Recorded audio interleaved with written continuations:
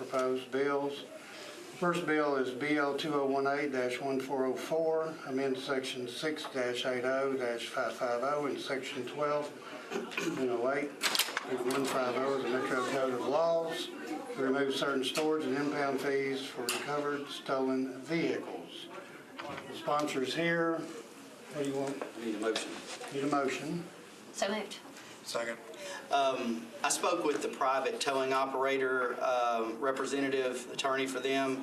We had approved it yesterday in Budget and Finance, but in between then and today at Public Works, he told me that some of the language was going to be very bad for one specifically that has a couple of towing lots, and they said it was going to cost. So long story short, we need to get that language worked out so it's not affecting just one party. So we're going to defer this for 1 week, see if we can get that language worked out, and then bring it back. So that's what we're doing. So I would ask for a motion for deferral. Have a motion? Sure. Second? Second. All in favor? Aye. Deferred one meeting. Thank you. Thank you. Councilman Roden. Next bill is BL 2019-1518, O'Connell. This amends Title 6, Chapter 6.81, booting services. I don't know if I have a letter in here or not. I do not have a letter. You need to get Councilman O'Connell. Can you go get him, please? He was in the chamber. All the way in the chamber. That's where he was.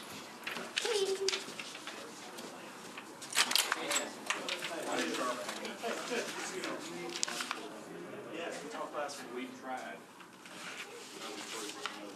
Consideration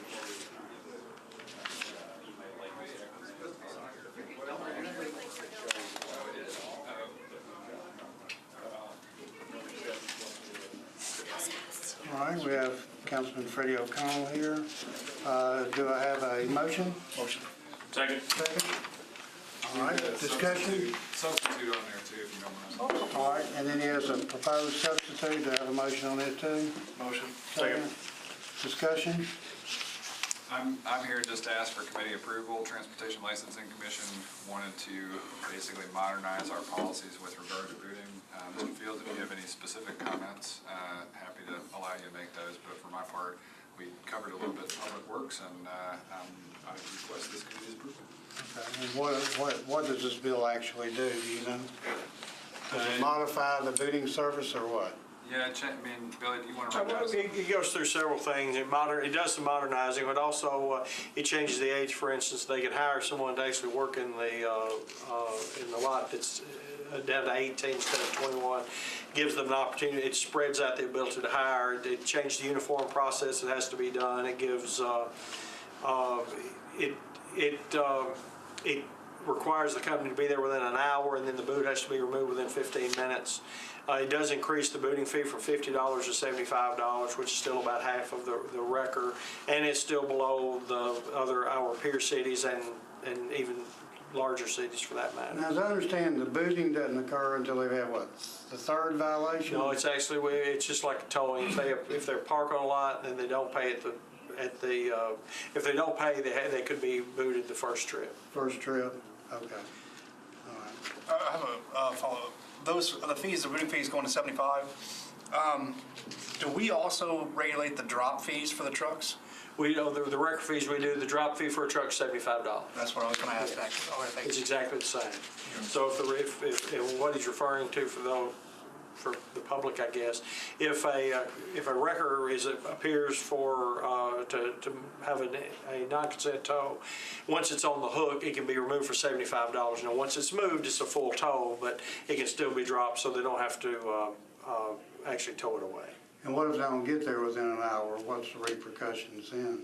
If the company's in violation, and typically what happens, if the booting fee was charged, then it's refunded. The option is basically come to the commission to explain why or make it right. And usually if it happens, it's usually an error. It doesn't happen very often, but the Chip Schmidt is here from Nashville Booting and would be able to explain it, but basically their goal is to be there in less than an hour. And speaking of which, the typical response time is usually under 15 minutes.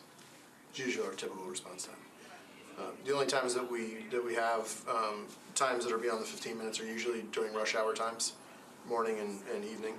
But we staff more people in the area because our guys aren't just stationary on one location. Normally our staff, they work several locations and they work in a zone is what we call it. So we add additional staff during those times. So y'all are an independent contractor for the various parking companies, is that the way it works? Yes, sir. Yes, sir. Okay, and I guess my question would be, Mr. Fields, Councilman O'Connell and I know a lot of us get a lot of questions about parking in bike lanes, and, you know, we've talked about kind of parking enforcement relative to Public Works and their staffing, that they just have 5 people, you know, in various quadrants all over the county. So, you know, people report things to Hub and we see it, but by the time somebody can get around. So just as far as kind of like our responsiveness or kind of the flow chart or the process, like, so say somebody calls 311 and is like, you know, this car is parked in the bike lane. Are they calling the towing companies? I mean, what is happening? If a vehicle is parked in a bike lane, it would require the police department to actually make a call to one of the zone wreckers, and then at that point, the police can have it, they ticket it and have it towed. Okay, so the police department calls the zone wreckers. Correct. Can also the Public Works parking enforcement officers likewise call the zone wreckers? They could ticket, it's my understanding, and I'm not sure about the bike lanes, but it's my impression that the bike lanes is a part of the right of the part of the driving surface. So I think the police still have the authority over the bike lanes, is my understanding. So I would appreciate if we could just almost kind of have like a flow chart for like car in bike lane, what happens? Like, do you call 862-8600? Do you call 311?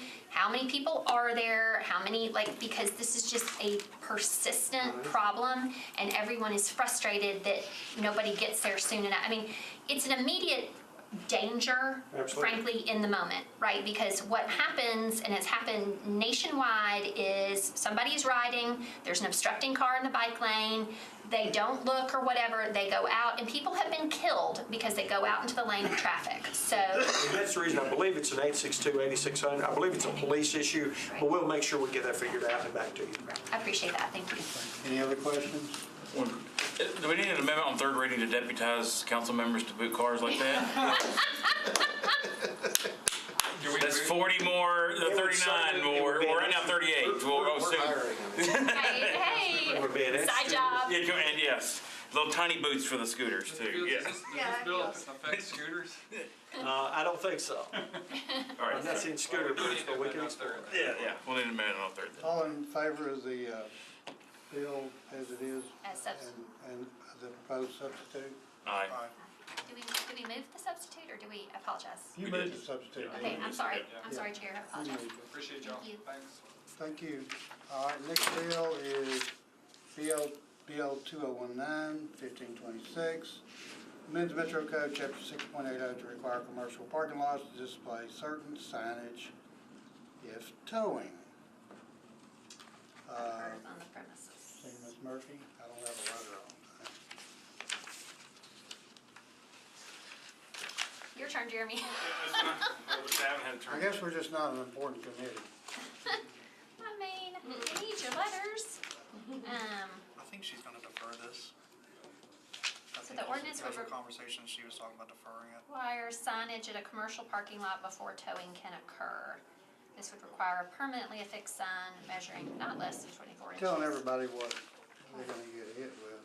What's who they're getting towed by. Yeah, and it is.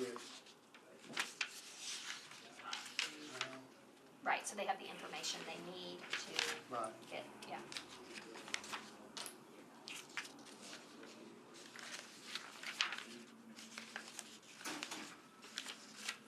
Request of the sponsor, I move to defer 2 meetings. Second, all in favor? Yep. Aye. Defer one meeting, 2 meetings. 2 meetings. Okay, that concludes our meeting of the Traffic and Park Commission. Thank you very much. Thank you. It's kind of like council.